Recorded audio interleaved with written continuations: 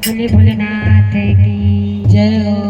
देखिए मैं एक प्यारा सा भजन भोले जी का गाने जा रहे हैं क्योंकि अभी होली का टाइम चल रहा है, सब लोग होली खेल रहे हैं।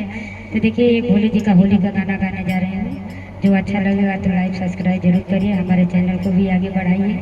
ये सरोज पांडे का चैनल है, इस पर थोड़ा ध्यान दीजिए। बोले भोलेनाथ की जय हो। भोला मांगेगा वनवा होली में, भोला मांगेगा वनवा होली में, भोला मांगेगा वनवा होली में, भोला मांगेगा वनवा होली में, भोला मांगेगा वनवा होली में, भोला मांगेगा वनवा होली में, भोला मांगेगा वनवा होली में, भोला मांगेगा वनवा होली में। अरे पहला संदेशा ब्रह्मा जी का आया, पहला संदेशा ब्रह्मा जी का आया, पहला आया वेद वाले का आया, ब्रह्मा जी का आया, वेद वाले का आया।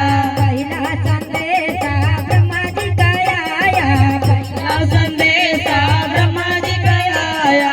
हमना बैठ बडोली में, भोला मांगेगा वनवा होली में, हे हमना बैठ होली में, भोला मांगेगा वनवा होली में, भोला मांगेगा वनवा होली में, भोला मांगेगा वनवा होली में, भोला मांगेगा वनवा होली में, भोला मांगेगा वनवा होली में।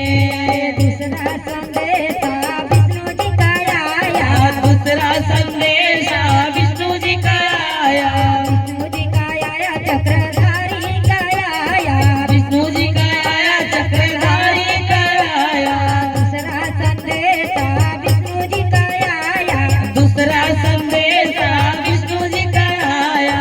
हमना बैठ बडोली में, भोला मांगेगा वनवा होली में, हे हमना बैठ बडोली में, भोला मांगेगा वनवा होली में, भोला मांगेगा वनवा होली में, भोला मांगेगा वनवा होली में, भोला मांगेगा वनवा होली में, भोला मांगेगा वनवा होली में।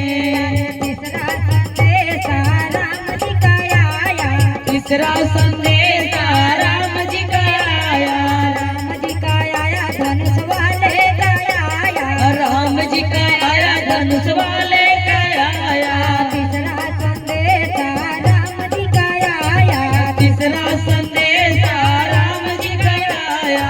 हमना बैठ बडोली में, भोला मांगेगा वनवा होली में, हे हमना बैठ बडोली में, भोला मांगेगा वनवा होली में, भोला मांगेगा वनवा होली में, भोला मांगेगा वनवा होली में, भोला मांगेगा वनवा होली में, भोला मांगेगा वनवा होली में।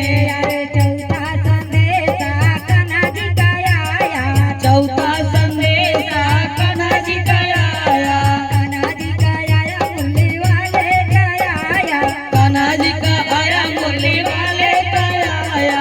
चौथा संदेशा कन्हा जी का आया, चौथा संदेशा कन्हा जी का आया। हमना बैठ बडोली में, भोला मांगेगा वनवा होली में, अरे हमना बैठ बडोली में, भोला मांगेगा वनवा होली में, भोला मांगेगा वनवा होली में, भोला मांगेगा वनवा होली में। अरे पांचवा संदेशा भोले जी का आया, पांचवा संदेशा भोले जी का आया, भोले जी का आया डमरू वाले का आया, भोले जी का आया, डमरू वाले का आया। पांचवा संदेशा भोले जी का आया, पांचवा संदेशा भोले जी का आया। हम बैठ बडोली में, भोला मांगेगा वनवा होली में, अब हम बैठ बडोली में, भोला मांगेगा वनवा